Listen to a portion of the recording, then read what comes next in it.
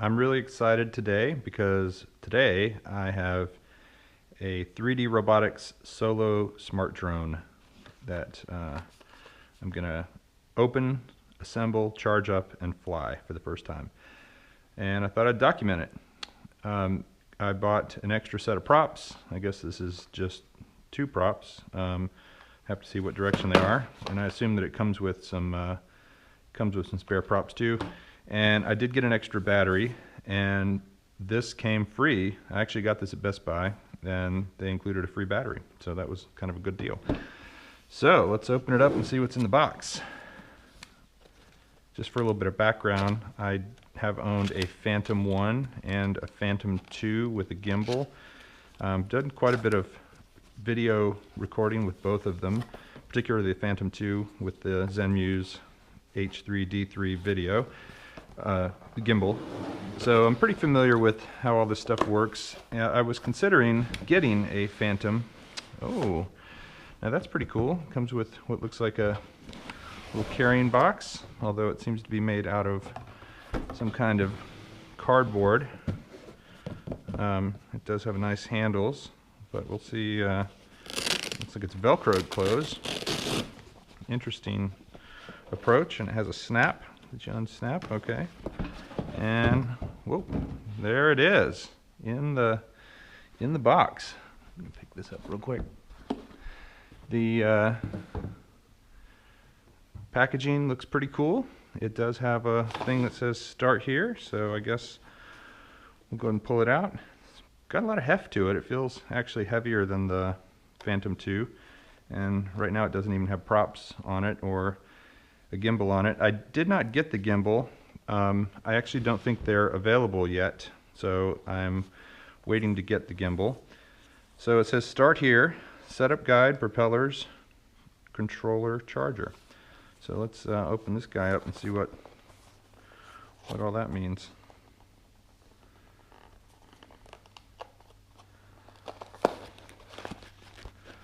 Okay, looks like it comes with a big setup guide, and it has silver props and black props. I wonder if that's so you can tell the difference in, well, looks like that's just the nut on them are either silver or black. And it looks like it comes with 6 total props, which would mean it has 4 that go on it and 2 spares. It's got some kind of a charger here. And here's the controller, which I understand uses a rechargeable battery, so it will need to be plugged in and charged in order to operate. So let's go ahead and pull this off. It does have kind of a video game look to it, which is cool. Set that down right here. And let's set this down over here and open up this setup guide. See what it says. It looks like it has a Spanish version, or perhaps that's French, I'm not sure, as well. So, but we'll go with the English one. In the box, here's what comes in the box. You get the Solo itself, the 6 propellers, the charger, looks like that might be the remote charger, and then another charger is probably for the actual Solo, and the remote. And right here are the propellers. So it has a little guide on the top that says tighten this direction. So it says attach propellers, step 1. So remove these little things. I'm assuming the fact that it says tighten means that you want the direction of this arrow to match the direction of this arrow. So it looks like that's it. So this propeller spins this way, clockwise, but it tightens counterclockwise, which means that as the motor spins this way, it's self-tightening. Oh, I see. And there's two black stickers on which you put the black propellers. Makes sense. Of course, all the propellers are black, but the hardware on them is silver or black, and there's 2 silver ones upon which you put the silver ones, and I bet that tightens that direction. Boom, there we go. And finally, give this one a try right here. that was easy, no tools required. All right, next it says to attach my GoPro. So I do have a Hero 4 besides the one I'm using to film this video that I'm going to attach to it. Get the 3DR Solo app, connect Wi-Fi to Solo Link, view HD video from your GoPro, learn to fly solo. So I got the GoPro attached to the Solo. You put it on upside down. Solo has this little connector here that actually makes putting it in much easier than it was on the Phantom. As far as at least the Phantom 2, you had to remove a bunch of screws, 4 screws that were always easy to lose. This one, you just pop this little thing open, it fits into that frame, and then you attach this HDMI cable. Make sure you put it in the HDMI slot and don't try to force it into the USB slot, because they're similar in size and next to each other, but it'll only go into one. So, got that on. Got the camera set up for upside down, since it is upside down. I don't have a gimbal yet, so I'm obviously just going to fly with the frame for the moment. And now I've come over back to the setup guide, and it looks like I need to go ahead and charge the batteries for both the Solo itself and for the rechargeable remote. So I'm going to go ahead and get that going. I'm going to show you here what came in the charging box. This box right here that the charger was in. It came with some warning documents about compliance for the FCC. Came with this charger for the Solo battery, which has a little cover on it, and looks like it'll only go in one way. And then you've got these little lights that are blinking. Looks like it's about 50% charged right now. And then this other one is just a little transformer that when you plug it in the side here, it gives you a little screen that tells you it's charging. So I'm going to let these things cook for a little while. Oh, and it's got this set of stickers here. So if you want to put a sticker on something, a nice little set of stickers, and it looks like these two gray ones are your rear orientation decals that go on the back of the Solo to tell you it's the back. I might try to do something a little more dramatic than that, but yeah, everything's charging and should be ready to fly, hopefully not too long from now. I have charged the batteries, both the Solo battery for the actual drone and the radio control battery. I've downloaded the app, the 3DR Solo app, and I have watched the videos. I think there's 3 or 4 videos on what you're supposed to do to get everything going. So I'm just going to give you a quick summary, because you can watch those videos too if you're going to actually fly the thing. But from what I understand, the first thing I need to do is update the software on the 3DR. And the way I believe you do that is you plug in that battery and you power on your, I guess press to hold to power this on. Okay, I just felt a little vibration and it looks like it just came on. I don't know if you're seeing that. And I'm going to power on the Solo. Yep, looks like it's on for the first time. And I think I'm supposed to see something that says pre-flight update required. You can see that there on the screen. I'm trying to do this with the GoPro on my head. I think I'm getting it. So what I'm going to do is go ahead and turn on my iPad, and I'm going to go to the brighten it up a little bit here. Let's see, brightness, so we can see it. Okay, and I'm going to turn on, look at the Wi-Fi, and I'm going to actually link to this. The default password is SoloLink, SoloLink, and I think that's true for all of them. I believe you can change it. I will open up the 3DR Solo app. Okay, it looks like this thing wants to be landscape in my, oh, well there you go. That's easy. Looks like it rotates. Okay, I just rotated it to landscape. I'm going to go ahead and do this button up here that says pre-flight software update available. Download the update. I'm going to go ahead and use cellular data to do that. In the 3DR video it said if you don't have a LTE or cellular enabled device, you just have to go back to your Wi-Fi and then do this download, but I'm just going to go ahead and use my cellular so that I don't have to disconnect from the Solo. And it looks like it's downloading. You can see a little green status bar up there. Okay, looks like the update is downloaded. Got a little checkbox. This update is ready to transfer and install. Begin. So I assume it is now transferring to the controller and the Solo itself. Seems to be doing that pretty quickly. I do like the rubberized way this thing connects on here, and again the way it rotates is pretty cool. Seems pretty solid there. And we've got dual antennas back here on the remote. Remote feels pretty good. I believe this is your ability to tilt the camera angle. Okay, we just updated. The app will disconnect from Solo Wi-Fi during the update. Alright, let's see what happens now. Reconnect to Solo Wi-Fi when you see the green check mark. Alright, it says press A to continue. I just pressed A. Go back to the Solo app.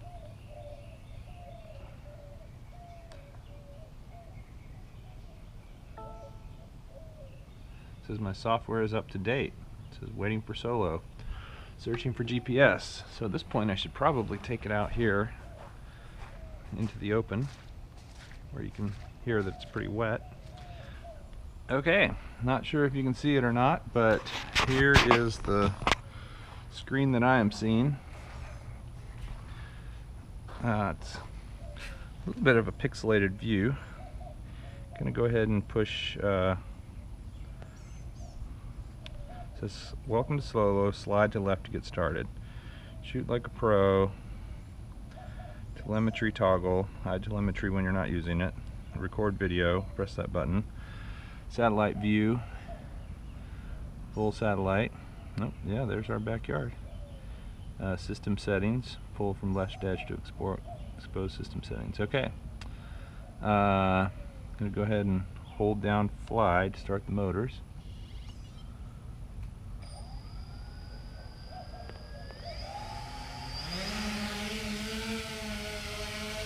And there we are in the air. Everything must be in pretty slow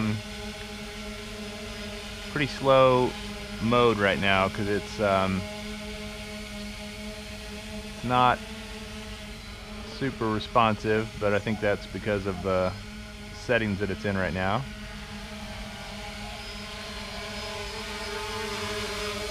Got some cool blue LEDs in the front, red in the back.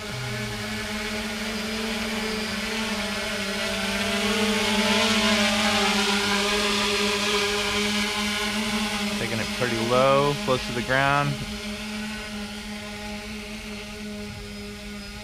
It says it's 10 feet away. It doesn't give me, oh, it says 1 foot off the ground. Alright, I'm reading the iPad.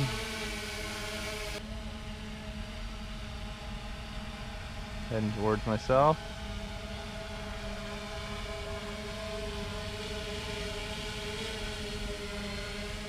Pretty smooth. There's not a lot of wind right now, but it definitely keeps itself in place. Of course, I'm in GPS mode, I believe, so that makes sense.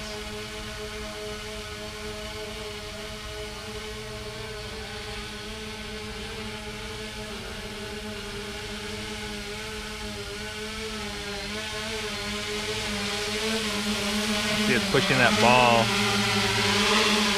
The wind is pushing that ball.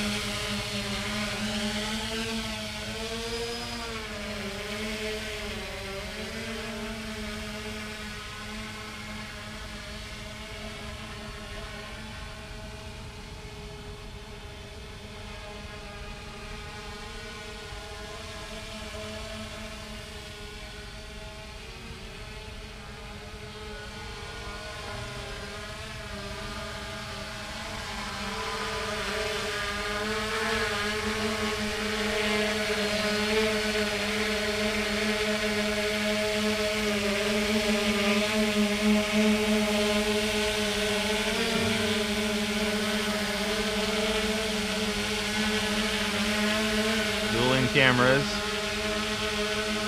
Light battery at 25%. I just got a warning on that. That was kind of cool.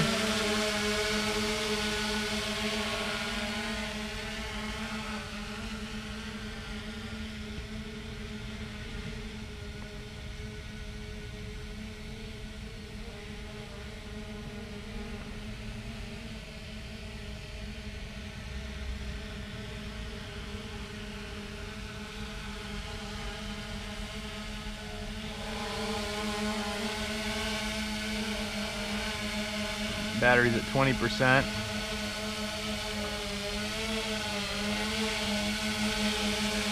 Flashing, telling me I should come in and land it.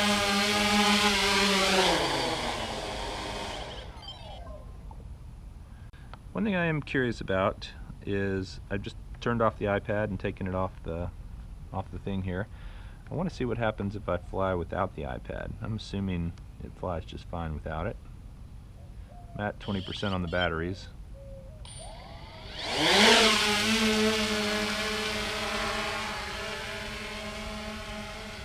It says hold fly to start motors, waiting for Solo. Alright, so I am talking to Solo. I am getting my battery meter. I am getting my altitude. I can't see what it sees, obviously.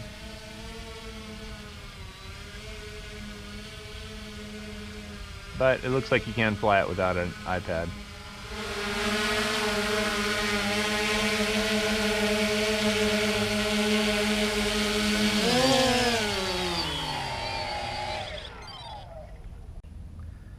Alright, so I spent some time today getting the Solo set up, charged, downloaded the app, calibrated everything, and took it for a flight.